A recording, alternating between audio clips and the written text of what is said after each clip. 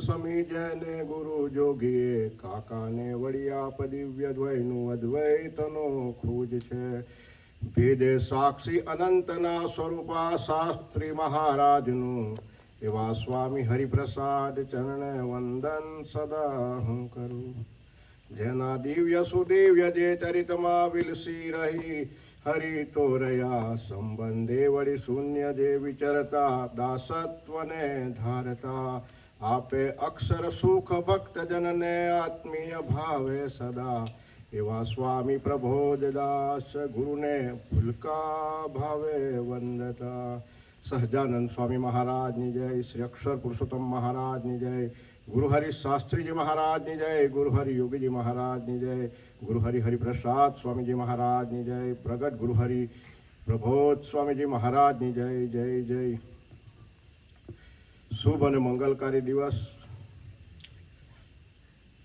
હોળી અને ધૂળેટી અને તહેવાર જે ભજન જે ભગવાનનું જે ભજન ગવાતું હતું એ મહારાજ એ આશીર્વાદ આપતા હતા. એ પદની અંદર મહારાજ આપણને બધાને આપણે જે રજૂઆત કરી અને મહારાજ આપણને આશીર્વાદ આપ્યા એવું આ શિવભાઈ એવું ગાતા હતા એમ.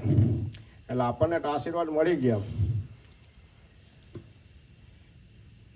હોળિકા એટલે બધાને ખબર જ છે કે પ્રહલાદની ફોઈ થાય અને હિરણ્યકશિપુની બેન.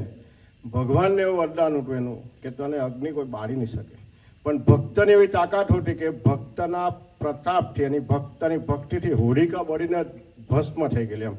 એટલા માટે ભક્તનો વિજય દિન પણ એ મનાવાય છે.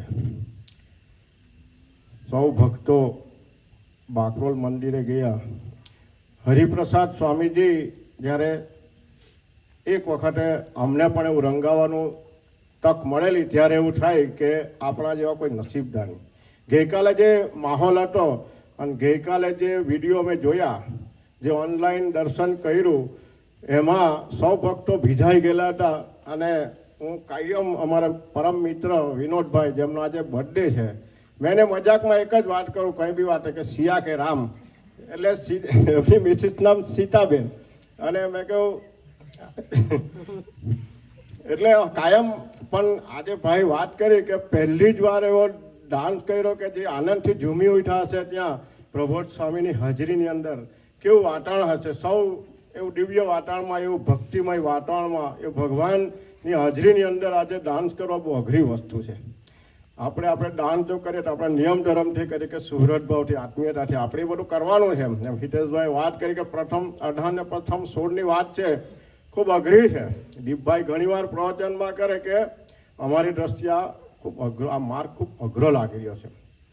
ભગવાન કૃષ્ણએ એ માયાના પ્રદેશની અંદર પોતાનું સુદર્શન ચક્ર, એ 10,000 સૂર્યનો તેજ એ સુદર્શન ચક્રની અંદર છે, છતાં પણ માયાના પ્રદેશમાં મોકલાયું. તો એક આજ્ઞા ચોમાસામાં આવે ને, આજ્ઞાની પાછળ એક લાઇટ હલક છે. એટલું ઝગઝગ એટલું થઈ ગયું એમ તો માયા કેવી હશે. અને એવી ભયંકર માયાની એના કરતાં મહામાયા એની વચ્ચે આપણે બેઠા છે. અને એ મહામાયાને એક સોપારી જેવડા પ્રદેશની અંદર લીન કરી દે, એવા આજ મારા શરીરના વાળના રૂવાટાની અંદર જે લીન કરી દે એ અક્ષર બ્રહ્મ ગુણાતીતાનંદ સ્વામી એટલે કે અત્યારે પ્રબોધ સ્વામી એ આપણને મળ્યા છે. આપણને કોઈ માયા લાગે ખરી? આપણે વિચાર કરીએ સ્વાધ્યાય અને ભજન અને નિધિધ્યાસ અને એનો સાક્ષાત્કાર કરીએ ત્યારે આપણને ખબર પડે કે આપણા જેવા કોઈ ભાગ્યશાળી નથી. પણ નિરંતર આ કથા વાર્તામાં ડૂબવું પડે, પોતાના આત્માને ઢંઢોળવો પડે. પોતે ક્યાં છે એનાથી એના માટેનો આપણે સ્વાધ્યાય કરવો પડે. આપણે કેટલું ચાલ્યા, કેટલા ડગલા ચાલ્યા એનો વિચાર કરવો પડે તો આપણને ખબર પડે. બહુ ગુણાતીતાનંદ સ્વામીની છઠ્ઠા પ્રકરણની 18મી વાત છે. એ 18મી વાત એવી છે કે એક 25,000, આમ તો 4 યુગ છે, સતયુગ, ત્રેતાયુગ, દ્વાપર યુગ અને કળિયુગ.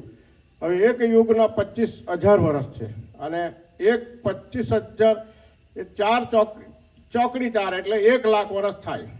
અને એવા 1 લાખ જે વર્ષ છે તેવા 71 લાખ જ્યારે વર્ષ થાય ત્યારે એક ઇન્દ્રધામમાં જાય. એટલું વર્ષ ઇન્દ્ર રાજ કરે. અને એવા 71 લાખ ઇન્દ્ર જ્યારે ધામમાં જાય ને ત્યારે એક પ્રધાન પુરુષનો 1 દિવસ થાય અને એવા 100 દિવસ જ્યારે પ્રધાન પુરુષના થાય ને ત્યારે 1 દિવસ પકુટી પુરુષનો થાય. વિચાર કરીએ અને એવું જે 12 મહિનાનું 1 વર્ષ અને 1 વર્ષ જ્યારે થાય એ તો કેટલા વર્ષો કંઈ મેં તો ગણતરી કરતો તો આંકડા જ નહીં થાય, મેળ જ નહીં પડે. એટલે મેં કે આ વાત રહેવા દે, કેમ કે આપણે તો એક જીવ કક્ષાએ અત્યારે બધા બેઠેલા છે. પણ જ્યારે પુરુષોત્તમ નારાયણ એ આપણને સંબંધીઓ એમણે આપણને ગ્રહણ કર્યા. આ એક જગ્યા એવી છે એટલે કે અહીંયા મહારાજ અહીંયા સ્વિમિંગ પુલ જે ડુપ્લિકેટ બનાવેલું ને અહીંયા સ્વિમિંગ પુલમાં મહારાજે સ્નાન કરેલું એ હરિપ્રસાદ સ્વામીજીએ સ્નાન કરેલું. આપણે આટલું જ સ્મૃતિ રાખવાની, બાકી આંકડાનો મેળ આપણો પડે નહીં. છતાં પણ આપણે અક્ષરધામના મુક્ત છે એટલે એ બધા કરતાં પણ આપણી દુનિયા આપણી જુદી છે. આપણે આ બધી એવી કોલેજમાં બેઠેલા છે ને કે આપણો બધા રોગ જવાના છે. ત્યાં હરિધામની અંદર એક મૂર્તિ ખસેડેલી હતી ત્યારે સાઈડ પર એક આપણે સ્વામીજીને નવું જે હરિસ્મૃતિ છે ને એની નીચે એક વાક્ય લખેલું હતું કે આપણને આ એક ભમ કોલેજમાં બેસવાનું મળ્યું એટલે આપણો રોગ જવાનો. આપણે યોગીજી મહારાજ કાયમ કહે, હવે આપણને ખબર નહીં પડે ભાગ્યશાળી એટલે, પણ યોગીજી મહારાજ કહે કે આપણા જે અનંત બ્રહ્માંડમાં કોઈ ભાગ્યશાળી નથી. કયા પુરુષનો સંબંધ થયો છે એટલા માટે યોગીજી મહારાજ વાત કરે છે. આપણને જે પુરુષનો સંબંધ થયો ને અને કોઈ પણ 33 કોટી દેવતાથી લઈને કોઈ પણને પણ એવો સંબંધ નથી થયો એટલે આપણે ભાગ્યશાળી છીએ. આવી અઠવાડિક સભામાં બેસવાથી આપણા આત્માનું ઉત્થાન થાય, હઠમાન ઈર્ષ્યાના રોગો જાય, કામ ક્રોધ લોભના રોગો જાય, અનંત પ્રકારની વિતમણા હોય. એવી ભયંકર સ્વામીજી ઘણીવાર પ્રવચનમાં કહેતા કે આ સંસાર છે તે ઊંટના બેસણા જેવો છે અને એવા જે સંસાર એમાં પંચ વિષય પંકજ ઉઠાશે ભાઈ વાત કરી કે હમે જિંદગી કુછ તો દે મસવારા. ઉત્તમભાઈ ગઝલ સાંભળેલી, એક તરફ ઉસકા ઘર એક તરફ મેં ખરા. એ પંચ વિષય એક બાજુ છે ને એક બાજુ મેં છે, મારે ક્યાં જવું એવું જિંદગીને પૂછવું. આપણે વિચાર કરીએ, આપણે જિંદગીને પૂછવાની જરૂર નથી. આપણે ખાલી પ્રભુ સ્વામીના સત્સંગમાં ખાલી અઠવાડિક સભા આવીને બેસી જાય ને તો પણ આપણું કામ થઈ જાય. બસ ખરેખર ભગવાન સ્વામિનારાયણે પ્રથમ અધ્યાયની અંદર છેલ્લે એક વાત કરી, જો તમે આ પ્રમાણે નહીં જીવશો તો ભૂતનું કે ભ્રમ રાક્ષસનું દેહ આવશે. 2-4 વર્ષ પહેલા પ્રકાશભાઈ તમે કદાચ સિરિયલ જોતા એમાં ભ્રમ રાક્ષસ કરીને એક સિરિયલ આવેલી.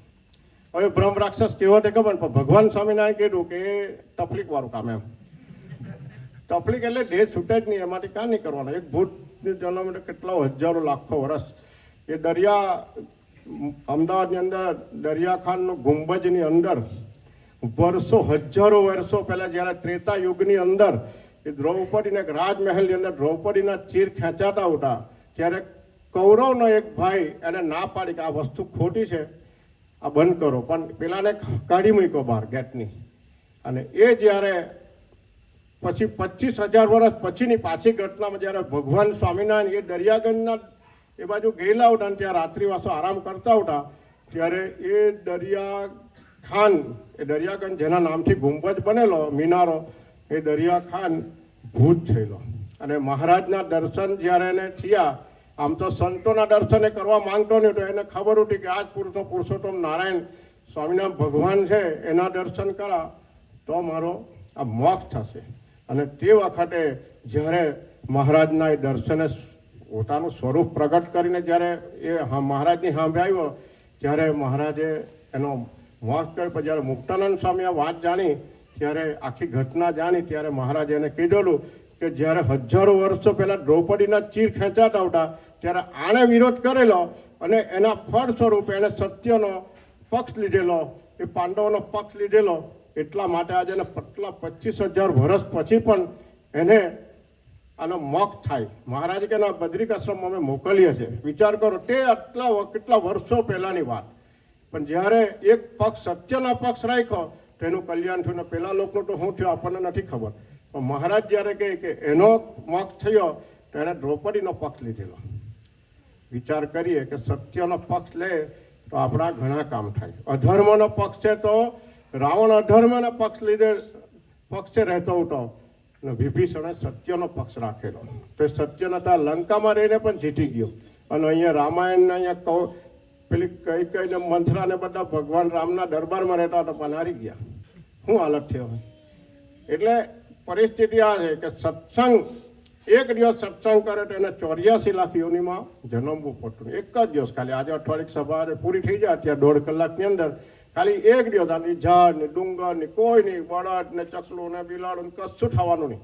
એને ભગવાન સત્સંગમાં યોગ આપશે. એટલા માટે વાત કરું કે પાથરી ગામની અંદર 2005ની અંદર આ વીકેભાઈના ઘેરે સ્વામીજી આવેલા અને તે દિવસે સ્વામીજી સાંજે ગુંડલાવની ચોકડી પાસે એક જીતુભાઈની એ ફેક્ટરી જેવું હશે તેના ત્યાં સ્વામીજી બોલેલા. અને સ્વામીજી એવું બોલેલા કે જેને જેને ભારત દેશની અંદર જન્મ મળ્યો છે ને અને મહારાજ બીજી વાર બી આપશે. જેને જેને ગુજરાતની ધરતી પર જન્મ મળ્યો ને એને મહારાજ બીજી વાર પણ મોક્ષના માટે એને પાછો જન્મ આપીને પણ આ યાત્રાને પૂરી કરાવશે. બસ પછી સ્વામીજી આગળ બોલેલા કે જીવ જ્યારે દેહ છોડે ને કોઈ પણ જીવ ધામમાં જાય તો એને 12 દિવસની જે 12મું જેવું થાય ને તેમાં 14 લોક બતાવી દે. અને 14 લોક કયા છે તે અધ્યાત્મ આરોગ્ય ભાગ બીજામાં વાત લખેલી છે. એ એના કેટલા એ કેવા જીવો ત્યાં રહેતા હોય ને એની આપણે કલ્પના નહીં કરી શકીએ. એવા જીવો મહારાજાને બતાવેલી છે ને કે આ જો આ જો આ જો. સ્વામીજી આ બોલતા હતા કે આ જો તું આ બધું જો. કારણ એટલી જ છે કે જ્યાં મોક્ષ કરવાનો હોય ને ત્યારે આવા જીવોની અંદર આપણે એવો મહારાજ આપણને જન્મ આપી દે કે ત્યાંથી આપણાથી કોઈ દિવસે મોક્ષના માર્ગે ચલાય નહીં. આપણને બધાને ખબર છે કે આપણા અંતર દુઃખ એનું કારણ એક જ છે. અમારા જેવો કોઈ હરિભક્ત કે કોઈ તમારા જેવો કોઈ હરિભક્તોને એને ડૂબાયું હોય એને કુરાજી કહ્યો, કોઈ સંતને કુરાજી કહ્યો તો મહારાજ પછી ના છૂટકે આવું આપવું પડે. વિચાર કરીએ આપણે. એક બાજુ ગોપાલ સ્વામી એવી પ્રાર્થના કરે કે મહારાજ તમે મને જો જન્મ આપવા માંગતા તો આવતા જન્મે કોઈ ગરીબ બ્રાહ્મણને ત્યાં જન્મ આપજો, મને કપડાં બી નહીં મળે તો કંઈ. વિચાર કરીએ કેવી ભક્તિ એના જીવમાં હશે કે એટલા હાવ ગરીબ પરિસ્થિતિની અંદર મહારાજને જલ્દી પારપેલું જ છે. વિચાર આપણને ખાલી આપણે કલ્પના કે મારી પાસે કશું નથી પણ જેને પાસે ભગવાને બધું જ લઈ લીધું ને એના માટે એક ને એક આધાર ભગવાન રાખેલો. અને કોઈ વ્યક્તિ એવું સમજી જાય કે મારા માટે આધાર ભગવાન છે તો બસ એને ભગવાન બધું આપી દે. પણ આ વસ્તુ આપણે સમજણથી કેળવવાની છે.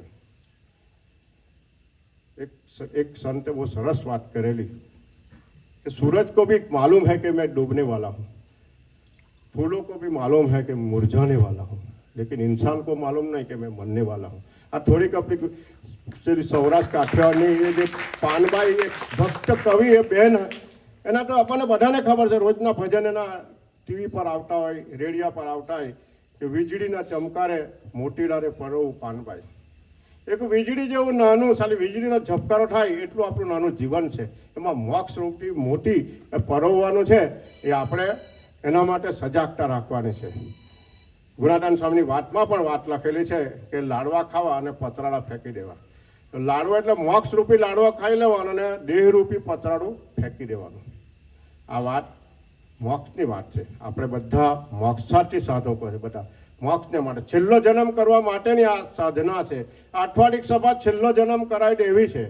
અઠવાડિક સભામાંથી થતા ફાયદા તો એટલા બધા છે કે BAPSમાં પ્રમુખ સ્વામી મહારાજની જે ઘર સભા છે એની અંદર એટલા બધા પ્રસંગો આપેલા છે અઠવાડિક સભાથી.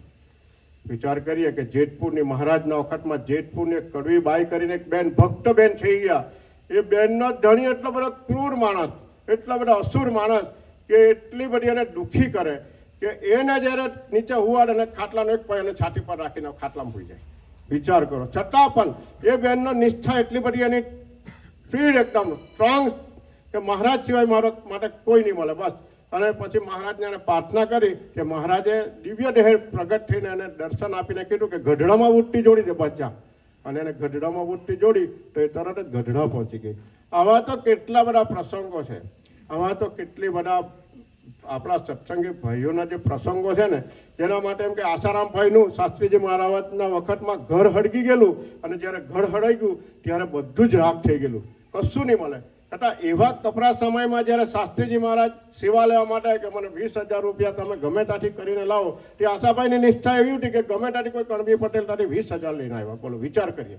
આવી તો આ સત્સંગમાંથી આપણી શ્રદ્ધા વધે, સત્સંગમાં આવવાથી આપણી નિષ્ઠા વધે. કોણ પુરુષ મહિલું એ આપણને ખબર હોય, એનો મહિમા ખબર હોય, એની નિષ્ઠા આપણી પાકી થતી જાય તો આપણા જીવનમાં બધા જ આપણા પ્રોબ્લેમ સોલ્વ થઈ જાય. પણ આ કરવું પડે. સાધનાની અંદર જ્યારે પ્રથમ અઢારની જ્યારે મહારાજે વાત કરી કે એવો તો હું એક જ છું, બસ એવો તો એક જ, છતાં પણ મહારાજે એવું કીધું કે તમે આ પ્રમાણે વધશો તો જ અમારા છે. બસ કેવી વાત છે. જ્યારે પ્રથમ સોળની અંદર 5 વિવેક આપ્યા અને 5 વિવેકમાં તો આપણને એક વિવેક એવો છે કે સંત અને સંતમાં કે સત્સંગીમાં તો કોઈ દિવસ અવગુણ આવે જ નહીં, અને અવગુણ આવે તો એનો જાણે, વિચારે અને એનો ત્યાગ કરે. કેવું કીધું? જાણવાનું કે આ તો અવગુણ જેવો ના આવ્યો તો આપણે પડ્યા ગયા કામથી, બસ સત્સંગમાંથી ગયા, આ ધર્મના માર્ગેથી આપણે પડ્યા, આપણે પુણ્ય ખતમ થઈ જવાનું. બસ આટલી તપાસ નિરંતર કરવાની, એનો કાયમે ત્યાગ કરી દેવાનો. બસ જાણે ને વિચારીને, અને સવડો વિચાર ગ્રહણ કરવાનો, નવડાનો ત્યાગ કરે.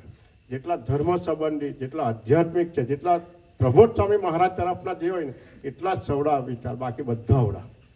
બુદ્ધિ એવી વસ્તુ છે કે બુદ્ધિ અભાવ લેવડાવે. બુદ્ધિ તો ગમે ત્યાં કહે. અત્યારે તો આપણી મગજ આપણું કાકા ચાલતું હોય, આ સભામાં બેઠેલા પણ વિચારો કેટલા ઉઠતા કાને કાં.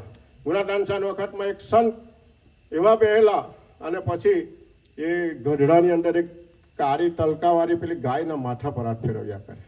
અહીંયા બેહેલો સભામાં અને ત્યાં ફેરવ્યા. એટલે ગુણાટાન સામે કીધું કે ભાઈ ગઢડાની અંદર તો હું આ પેલી ગાયના માથા પર હાથ ફેરવ્યા. ત્યારે તેને ખબર પડે કે આ તો મનનું બી, આ તો બધું વાંચી લે.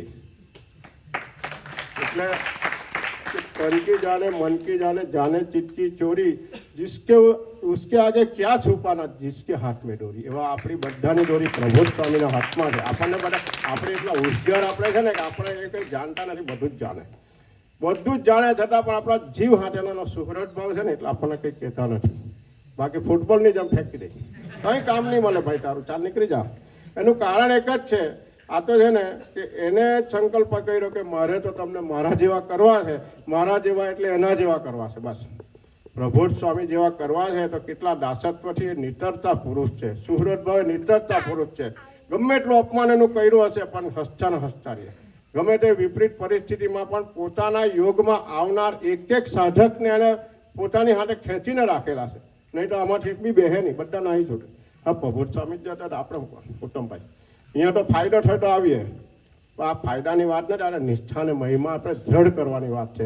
આ સત્સંગમાં છે ને વચનામૃતમાં એવું લખ્યું કે વજ્રની ખીલીનું, વજ્રની ખીલી વજ્રના પ્રદેશમાં જડ ફેર સલાક ફિટ થઈ જાય તેવી રીતે આ નિષ્ઠાને મહિમામાં ફિટ કરવાની વાત છે. ગુણાટન સ્વામી આગળ એક વાત કરી કે ભાઈ વાંદરું વૈકુંઠમાં નહીં રહે, કે મન વાંદરા જેવું છે, વૈકુંઠમાં રહે કે રામચંદ્ર ભગવાન બધા વાંદરા લઈ ગયેલા વૈકુંઠમાં, એકું ટાઈકું નહીં થાય. છેલ્લે લક્ષ્મીજીને એ રૂકમણી રાધા બી લઈડી, એકબીજાને શ્રાપ આપવા માંડ્યા. એટલે આ સાધના માર્ગ આસાન નથી, પણ પ્રભુ સ્વામી જેવા પુરુષ આપણને મળ્યા અને એના જે આશીર્વાદ છે, એની જે કૃપા છે. આજે હું એવું માનું કે એક બી માણસ આમાંથી દુઃખી નથી, અને દુઃખી હોય એના વિચારથી દુઃખી હોય. પ્રભુ સ્વામીની કૃપાથી કોઈ દુઃખી નથી. કારણ એક જ છે, ભગવાન સ્વામિનારાયણના પદમાં બી કીધું છે કે આ સમયમાં આપણ સૌના તેજોમય તન છે. બસ આ શરીર બધાને હારા આપલા છે. ભલભલા બીમારી બી અહીંયા આવીને પ્રાર્થના કરે તો હારી થઈ જાય. એનું કારણ એક જ છે કે જેતલપુર 5ની અંદર બી વાત કરી કે આજે તો આ સભાનું ઢહેરું થાય છે. આ સભામાં તમે સંકલ્પ કરી જોજો, ખબર પડે તરત ભગવાન કામ કરે. 108 કરતાં બી વધારે સ્પીડથી ભગવાન પ્રાર્થના સાંભળે. એક જણે સ્ટેટસ પર મોકલ્યું કે પ્રાર્થના जितनी तेजी से भगवान के पास पहुंचे ना उतना तो आदमी नहीं पहुंचता. આપણે વિચાર કરીએ પ્રાર્થના જલ્દી પહોંચે, 108 તો ક્યાં પહોંચવાનું. ઇન્દ્ર વિષ્ણુ ભગવાનના દરબારની અંદર વિનોદભાઈ આજે બર્થડે છે એટલે વાત કરતો છે. આજે વિનોદભાઈ 2000 રૂપિયા મારા ખાતામાં ટ્રાન્સફર કર્યા કે આવતી સભામાં 2000 મારા તરફથી આપજો. પછી તાળી પાડો 2000. એટલે ત્યાં એટલું બધું બહુ માથાકૂટ ને તો ગુજરાતમાંથી તો બધા બચી જ જાય. 108માં બિહાર એટલે ડાયરેક્ટ દવાખાનામાં. તો તામિલનાડુ, આસામ, ઓરિસ્સા, એમપી બધેથી જેટલા યમરાજાના એટલે લિસ્ટ બનાવો તેટલા બધા ઉપર લઈ જાય ઉપર. પણ ગુજરાતમાંથી બચી જાય એટલે વિષ્ણુ ભગવાન ટેન્શનમાં આવી ગયા. એટલે યમરાજાને તાત્કાલિક હાજર કરો ભાઈ, ખોટ બતાવે. ફાયદો જે થવો જોઈએ થયો નહીં. એટલે પછી યમરાજા બી ધ્રુજાય, કેમ કે જો સુપ્રીમની આગળ પછી મેર નહીં પડે. એટલે 2 હાથ જોડીને બેસી પડ્યો અને પછી કીધું, ઘૂંટણિયા ટેકવી દીધા કે ભાઈ આટલા 31 જણા ઓછા પડે ટમાટા ગુજરાતમાંથી, એ કેમ નહીં આવ્યા? કારણ કે જે દિવસ છે નરેન્દ્ર મોદી આ મુખ્યમંત્રી બન્યો ત્યાર પછી પ્રધાનમંત્રી બન્યો અને 108 લાવીને ઘુસાડી દીધું, એટલે આપણો પાળો નબળો પડી ગયો. 108 બહુ ફાસ્ટ જાય ને, કે પાળો બદલો બસ, બીજું કંઈ. એટલે આ પરિસ્થિતિ છે અત્યારે ભાઈ.